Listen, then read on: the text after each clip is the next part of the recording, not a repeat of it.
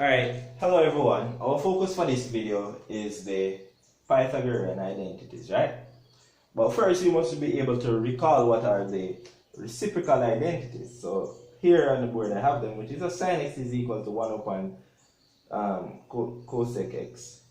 Cos x is equal to 1 upon sec x. Tan x is equal to sin x divided by cos x, and cot x is equal to cos x divided by sin x. Now, from my previous videos, you would have remembered this triangle, which is the 30-60 triangle here, and the length of the hypotenuse is 2, the height here is 1, and this side here is just root 3, right? Now, this triangle helps us to just write what sine 30 is, what sine 60 is, cos, tan of these angles without the use of a calculator. So let's just go ahead. So if I want to find what sine of 30 degrees is, then sine is just the opposite ratio over the hypotenuse here. So if you label this according to the 30 degrees here, this is the opposite, and this is the hypotenuse. So our answer is just 1 over 2. But you should be able to recall all of these from your brain, though. So we know that if we want to look at sine 60, then it's going to be the 60 degrees, and here would become our opposite in this case. So sine of 60 degrees is actually equal to root 3 over 2. What about cos of 30 degrees? Cos of 30 degrees is just equal to cos is the adjacent, right? So that's just equal to the root 3 over the hypotenuse. So that's just root 3 over the hypotenuse, which is 2. What about cos of 60 degrees? Cos of 60 degrees is actually equal to, which is this 60. So this becomes the adjacent, this here become the adjacent. Let me just erase this. So when you're focusing on 60, this is opposite to it, right? So this side is just the adjacent, so this just does 1 over 2, which is just a half. Alright, which is good. So now that we have what we want here, we're okay. But what if we move into the 45-degree triangle, right? And I ask you for the value of sine of sine of 45 degrees. Sine of 45 degrees is actually equal to 1 over root 2, or root 2 over 2. And we know that sine of 40 and cos of 40, 5 degrees, sorry, this is 45, sorry. So cos of 45, what if we want cos of 45? We know that once we add 45 and add 45, it gives us 90, and they are complementary. And we know that when we're looking at sine and cos of an angle, once they are complementary, they give us the same value. So this has to be 1 over root 3, 2, or just root 2 over 2, right? Alright, that's all that we know. Alright, we are going to use what we know to formulate what we don't know. Alright, let's say that you're at home and you're bored and you have all of these things on the board here and you want to play around with it, and you say to yourself, what if you have sine 30 and you squared it and added to the squared of cos 30? What do you think you would get? What is sine 30 in this case? Sine 30 is just a half, so this is just a half squared plus cos 30. What is cos 30 in this case? Cos 30 is just root 3 over 2. So this is just root 3 over 2 all squared, right? Now, a half squared means a half times half. That's what it means. It means 1 half multiplied by 1 half. What's 1 half multiplied by 1 half? All you do, you multiply numerator by numerator and denominator by denominator. So 1 times 1 is just 1. 2 times 2, that's just 4. So that's just a quarter here. Good? So that just boils down to be a quarter. And the same idea here, plus. I don't have to write the bracket this time. What does root 3 over 2 all squared mean? This is just root 3 over 2 multiplied by root 3 over 2. Right? So root 3 times root 3, that's just what? Root 9, right? So that's just root 9 over 2 times 2, that's just 4. But what's up root 9? Root 9 is just 3, right? So that's just 3 over 4. So here, this was boiled down to be 3 over 4. Right? Let's get rid of this working out here. Now, if we add this, if we add 1 quarter plus 3 quarter, what does that result to be? That is just 1. Interesting, right? Bear this answer in mind. So if we take sine 30 and we square it plus the square of cos 30, the result is 1. Alright, bear that in mind. Bear this in mind. I am going to try the same idea with 60 degrees. What if it was 60 degrees and we said, okay, this is sine 60. And we squared it plus cos 60. And we squared it as well. What would it result in? Will the answer still be 1? We don't know. Let's see. Sine 60 here is just root 3 over 2. So this is just root 3 over 2 all squared plus cos 60. What is cos 60? Cos 60 here is just a half. So this is just a half all squared. Right? So root 3 over 2 all squared, that just gives us 3 over 4. Plus a half all squared, that's just 1 quarter. Alright? And when we add them together, 3 quarter plus 1 quarter, that gives us 1. Interesting, right? So we did with 2 different angles, and the result is still 1. Let's try it with 45 then, and to see if the result is still going to be 1. Because this is really interesting. Now, if we have sine of 45 degrees and we squared it and add it to cos of 45 degrees and squared it as well. What is sine 45? Sine 45 here, as you can see, we can use either 1 upon root 2 or root 2 over 2. Let's use root 2 over 2. So this is just root 2 over 2 all squared, right? Plus root 2 over 2 all squared. Right? But what's root 2 over 2 all squared? Root 2 times root 2, that's just root 4. And what's the root of 4? That's just 2, right? 2 times 2 here, that's just 4. So that's just 2 over 4, right? Plus, here, this is just root 2 over 2 all squared. That's just 2 over 4 as well. But what's 2 over 4 plus 2 over 4? 2 over 4 plus 2 over 4, that's just 4 over 4. But 4 over 4 is the same thing as just 1. So it still results in 1. Wow, isn't that interesting here? So here, we tried 3 different angles, and we take the sine of them and we squared it, and we take the cos of it and we squared it, and the result is 1. So what conclusion can we draw from this experiment? What conclusion do you think we can draw from this experiment?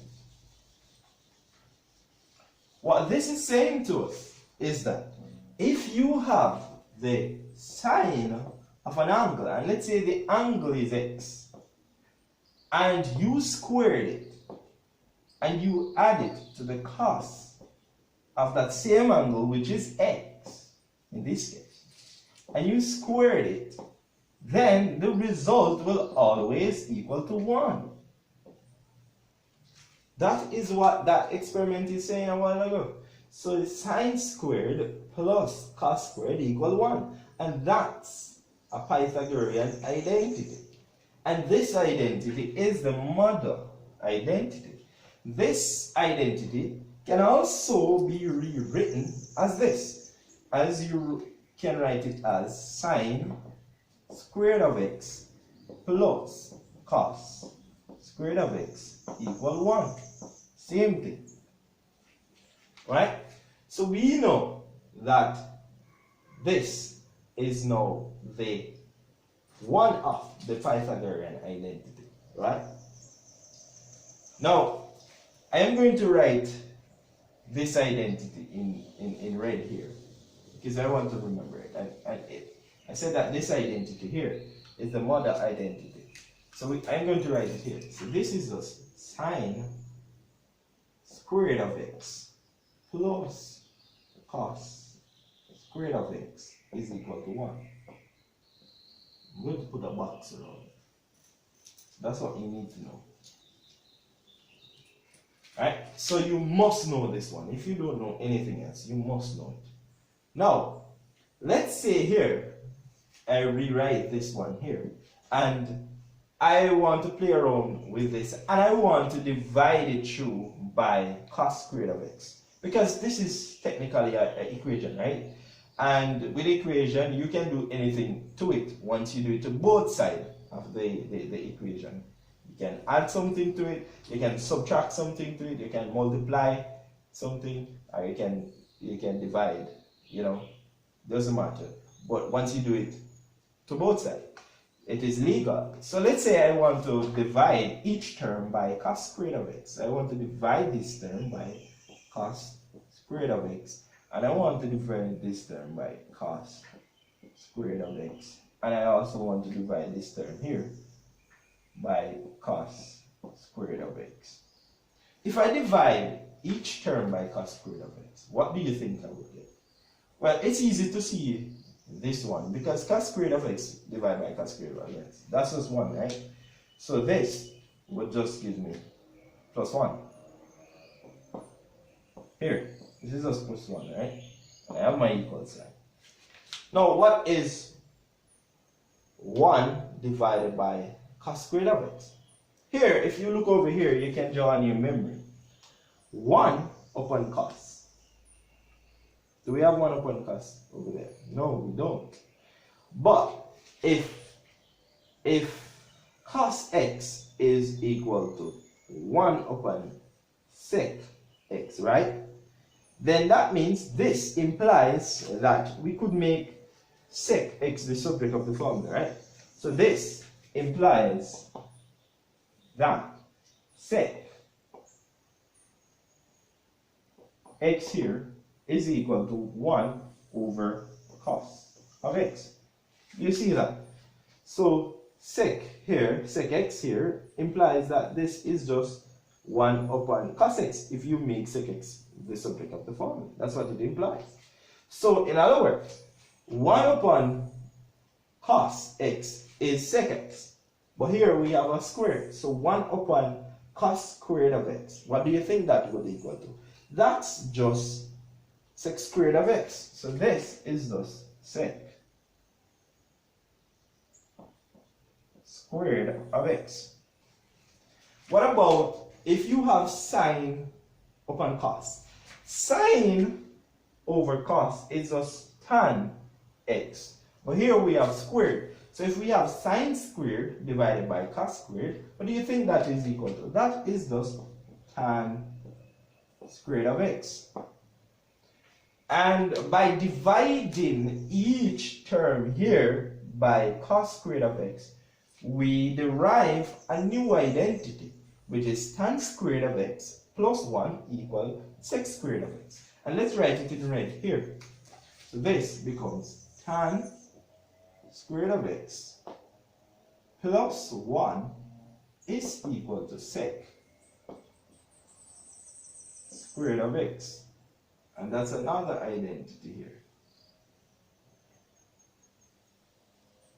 So we use this to derive this.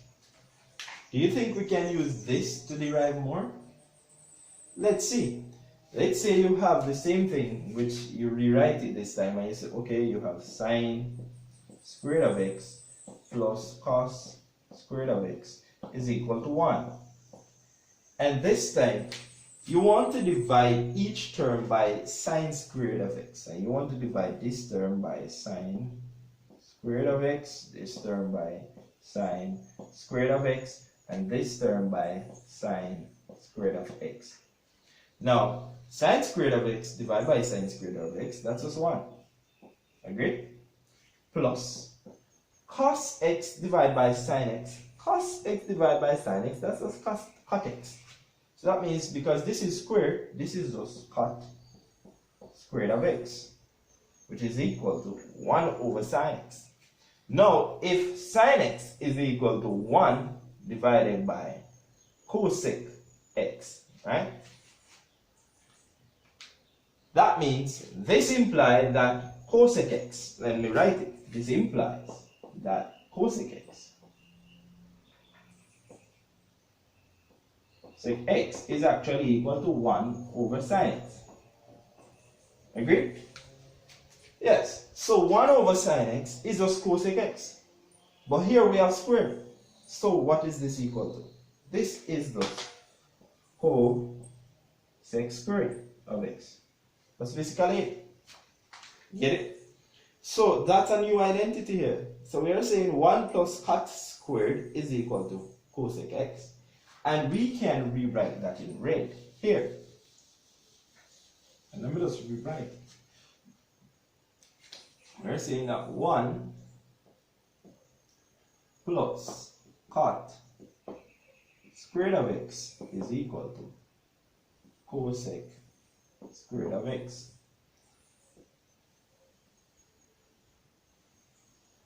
Right? But what did we use to get this one and this one? We used the mother one, right? So if you know this one, you can derive more Pythagorean identity, right?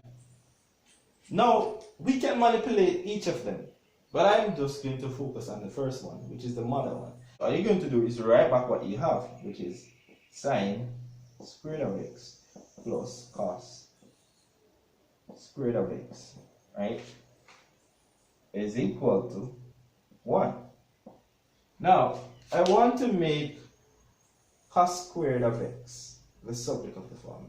So all I need to do is to subtract sine square root of x from this side and subtract sine square root of x from this side.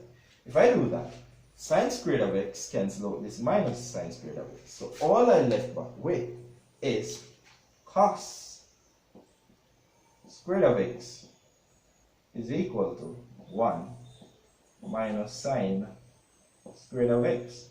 That's it. So you can always manipulate this to create different versions of the Pythagorean theory. And this is useful as well. So let's just write it in red here. So we know that cos square root of x is actually equal to 1 minus sine square root of x, right? And that's another identity, or a version of the first one, whichever way you want to look at it, right? Now, we can rewrite the first one again, right? And if we rewrite it, we still have sine square root of x plus cos square root of x equal 1. But what if we want to manipulate it now, and this time we want to make sine squared of x the subject of the formula? All you need to do is to subtract cos squared from both sides. This time I won't show it. So our final answer would just be sine squared of x. Because if we subtract cos squared from this side, all we left back with is sine squared of x is equal to 1 minus cos squared of x, right? Or what it does, it appears as if when I take this plus cos squared of x and put it on the other side, the sign just changed. That's another way to look at it. So this is another identity, right? So I also know that sine squared of x is equal to 1 minus cos squared of x. That's another one. Isn't this thing beautiful?